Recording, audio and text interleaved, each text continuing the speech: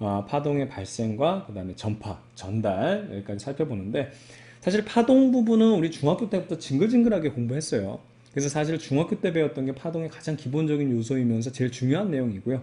그 다음에 이제 고등학교 올라와서 여러분들이 이제 물리 1에 들어서서 거기서 이제 추가를 하죠. 이제 물리원에서는 주로 중요시하게 다뤘던 게 이제 정상파가 되겠고요. 파동 중에서 이제 특별한 경우죠. 두 똑같은 파동이 서로 만나가지고 중첩되면서 일어나는 거, 스탠딩 웨이브라는 정상파. 그다음 물리 2에서는 얘네들은 이제 간섭을 좀 다루고요. 그 다음에 도플러 효과. 이 정도를 다루면 됩니다. 그래서 이제 사실 제일 중요한 게 중학교 때 공부했던 내용이나 중학교 때 배웠던 내용이 다시 반복이 돼요. 그래서 약간 좀 지루할 수도 있지만 선생님이 이제 중요한 내용 위주로 한번 정리를 해보도록 하겠습니다. 자, 그래서 결과적으로 파동이 뭐냐 하면은요, 파동은요, 이거예요. 에너지 전달 방식이에요. 이게 핵심이에요. 그러니까 열심히 공부해도 파동이 뭔지 모르는 친구들이 많다고. 에너지 전달하는 방식인데 좀 특별한 방식이기 때문에 방식에다 체크해줘 여기다가 특별한 방식이기 때문에 얘를 우리가 따로 다루는 거죠. 일반적으로 우리가 에너지 전달 방법 중에 하나가 뭐냐면 물체에다가 에너지를 실어가지고 직접 그 물체를 이동시켜서 에너지 전달하는 게 일반적이에요. 예를 들어서 투수가 있고 포수가 이렇게 앉아 있습니다. 포수가 이렇게 해서 공 받으려고 이렇게 앉아 있어요. 이 뭐니 이게 이렇게 에이 그냥 앉아 있습니다. 그럼 여기 공을 가지고 던지잖아요. 그럼 투수가 공에다가 자신의 에너지를 실어요.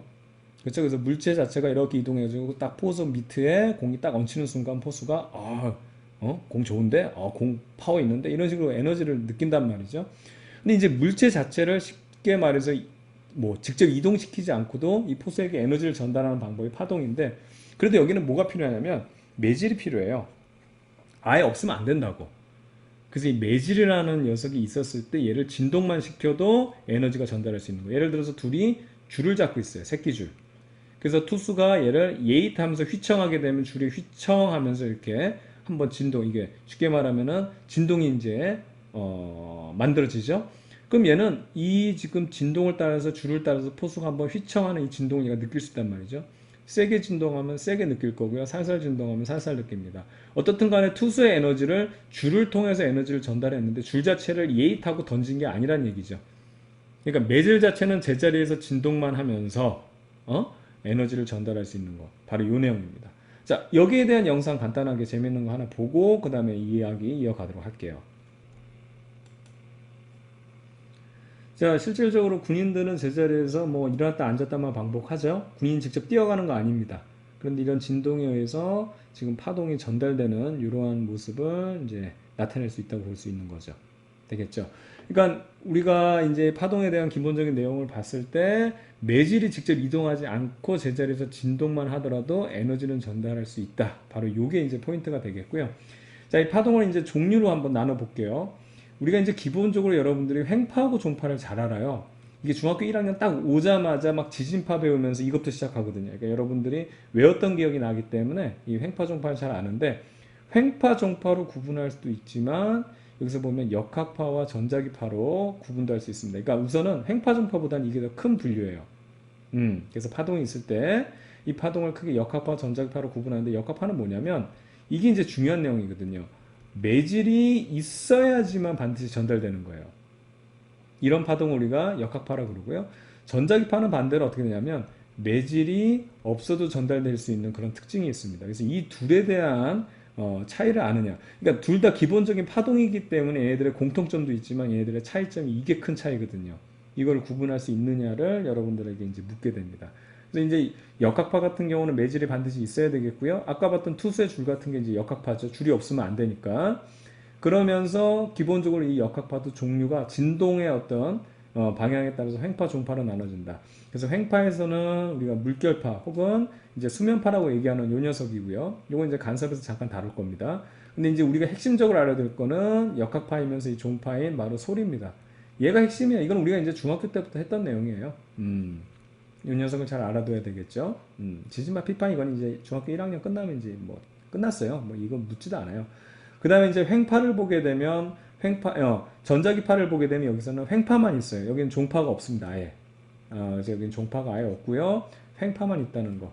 그 중에서 우리가 알고 있는 게 이제 빛이 되겠죠. 빛.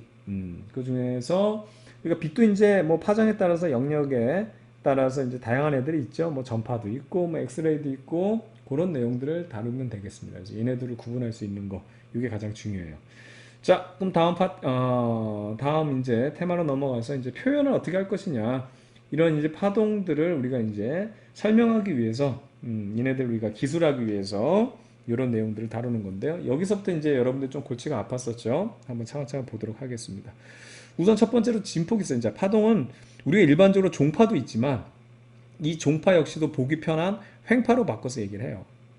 그렇죠? 이 횡파로 바꿔서 얘기를 합니다. 근데 이 녀석이 지금 사인파 같이 이렇게 돼 있는데 이거 우리가 했었거든요. 우리가 단진동에서 우리 물리투에서 공부했었죠. 결과적으로 이런 식으로 원운동하는 애 있죠. 이렇게 원운동하는 거를 우리가 투영해서 보게 되면 얘가 이런 식으로 진동을 해요. 물론 위에서 아래로 보면 뭐 이런 식으로도 진동을 하겠죠. 이렇게 진동하는 겁니다. 그래서 여기서부터 출발해서 이렇게 돌고 이렇게 돌고 이렇게 돌고 그래서 선생님이 항상 파동 설명할 때는 4개가 한 세트라고 얘기했었잖아요. 그게 뭐냐면 이렇게 이제 이걸 한 번 진동했다고 했을 때 그때 이렇게 진동을 계속 하거든요. 띠용띠용띠용. 그걸 시간에 따라서 퍼뜨리면 위아래 가는 게 옆으로 퍼지면서 가게 되면 이쪽을 이제 시간으로 잡게 되면 얘를 이쪽을 이제 끌어당길 수가 있어요. 이렇게 끌어당기면 위아래 하는 게 끌어당기면 이렇게 되거든요. 그럼 어떻게 되냐면 자 여기서 보면 뭐 이런 식으로 파동이 만들어지는 게 바로 요 내용입니다. 되겠죠?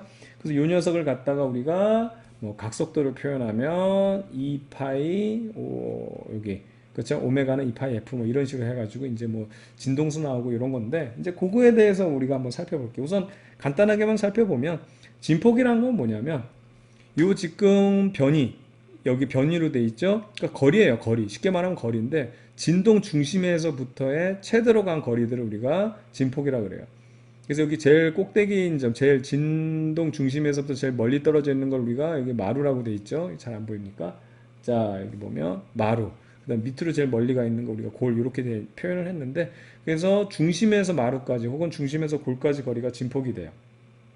되겠죠? 좋습니다. 우리 이렇게 보면 되겠고 중요한 거는 이제 얘 같은 경우는 항상 진동 중심에서 그래서 마루에서 골까지 여기서부터 여기까지 이 변이가 아니라 항상 중심에서 얘기한다는 것만 주의하면 되겠고요. 그 다음 파장이에요. 파장은 뭐냐면 한 파동 4개가 한 세트 하나 둘 셋 넷 여기까지가 이제 요거 한 바퀴 도는 거고요. 한 번 진동이라고 얘기하는 거고요.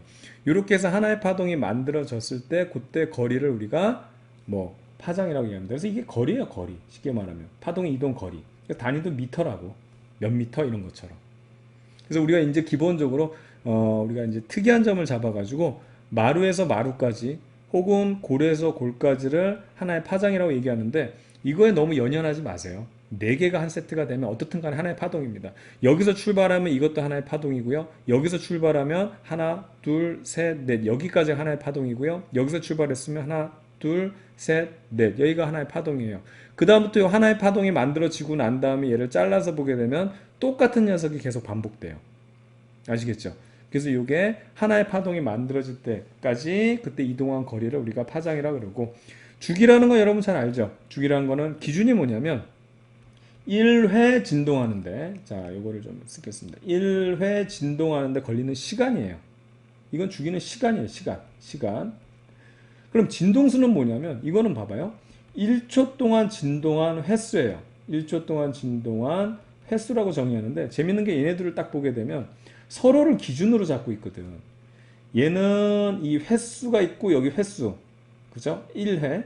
여기 시간 있고 초라는 1초라는 가장 1이라는 기본을 잡아서 서로를 어떻게 되냐면 기준으로 삼고 있기 때문에 얘네들은 역수 관계가 됩니다. 그래서 이걸 통해서 알 수 있는 게 뭐냐면 여러분들 이 주기라는 게 진동수의 역수다 라고 얘기할 수 있는 거고 아니 반대로 진동수는 주기분의 1이다 이런 식으로 할 수 있죠. 그래서 우리가 2파이 오메가라고 했는데 이걸 어떻게도 표현할 수 있었어요? 그렇죠. 우리 단진동에서 공부했었지만 2파이의 주기가 밑으로 들어가는 거 그렇죠? F의 역수가 이제 주기가 되니까 진동수의 역수가 이런 식으로 표현할 수 있다는 겁니다. 됐죠? 자 그럼 파동의 속력을 한번 보게 되면 속력이란 건 그대로예요. 우리 여기다 한번 나타내면 이 속력 빠르기란 건 뭐죠? 얼마만큼 거리를 얼마만큼 시간 동안에 이동을 했느냐 이 얘기잖아요. 그럼 파동에서 거리는 뭐냐면 파장이거든요. 시간은 뭡니까? 주기예요. 이게 다예요. 끝난 거예요. 일반적으로 여러분 알고 있는 속력에 대한 거, 얼만큼 빠르냐, 그거에 대한 내용 그대로 적용하면 되는 거죠. 여기서 이제 재밌는 것 중에 하나가 뭐냐면, 요 주기분의 1이라는 게 뭐였냐면, 진동수의 역수잖아요. 그래서 우리가 파장 곱하기 진동수 이렇게 표현할 수 있다. 이게 굉장히 중요합니다. 이걸 이제 우리가 자주 쓸 거거든요. 요거의 얘기를 의미를 알겠어요? 그래서 요거는 파장이란 거는 쉽게 말하면 선생님이 설명할 때는 이걸 보폭이라고 얘기해요. 사람이 달려가는 보폭. 그 다음에 요 진동수라는 거는 이거 뭐 발을 얼만큼 빨리 움직이느냐, 뭐 템포 이런 거거든요. 그래서 여기서 보게 돼서 막 이렇게 사람을 이렇게 그린다고. 그래서 얘가 빨라지려면 지금 이 쉽게 말하면 보폭을 널찍널찍하게 가게 되면 똑같은 템포로 걸어갈 때 종종 걸음보다는 널찍널찍하게 간다면 어떻게 돼? 속도가 빨라지는 거고. 반면에 보폭이 똑같다고 했을 때 어떻게 되냐면 템포를 빨리 가면 천천히 그냥 한 걸음 두 걸음 가면 파파파파 가게 되면 속도 빠르다. 보폭도 넓으면서 뭐 템포도 빨리 가다 진동도 빨리 하면 당연히 훨씬 더 빨라지게 되겠죠. 이게 바로 파동 속력에 대한 기본적인 개념입니다. 되겠죠? 예, 좋습니다. 자, 이 파동에 대한 기본적인 내용들이 여러분들이 정확하게 돼 있지 않으면 또 이게 좀 어려워요. 이제 문제를 풀 때. 그래서 선생님이 그 유튜브 채널에 요 파동 기본 연습들, 아주 기초적인 연습, 특히 파동 그려보면서 다음 파동이 어떻게 되고, 그 다음에 이런 문제들, 그거에 대한 연습 문제를 유튜브에 올려놨으니까, 선생님이 그 동영상, 요 동영상 설명에다가 그 링크 걸어 놓을 테니까요. 만약에 이 부분이 자신 없잖아요. 꼭 반드시 하고 넘어가야 됩니다. 중학교 때 어려웠을지도 몰라요. 근데 그거를 또 보잖아요. 이제 여러분이 그만큼 성장을 했기 때문에 아 이게 이 내용이야? 그때 이걸 왜 몰랐지? 이럴 정도가 돼요. 근데 그게 제대로 안 돼 있잖아요. 뭔가 뭐 이런 거에 대한 거 물어보잖아요. 우선 여러분들 옛날 기억 때문에 겁부터 나요. 그러면 아 내가 잘할 수 있을까 이런 겁부터 나게 되면 이걸 할 수가 없습니다. 그래서 이건 기본적인 내용은 반드시 해결하고 넘어가야 돼요. 되겠죠?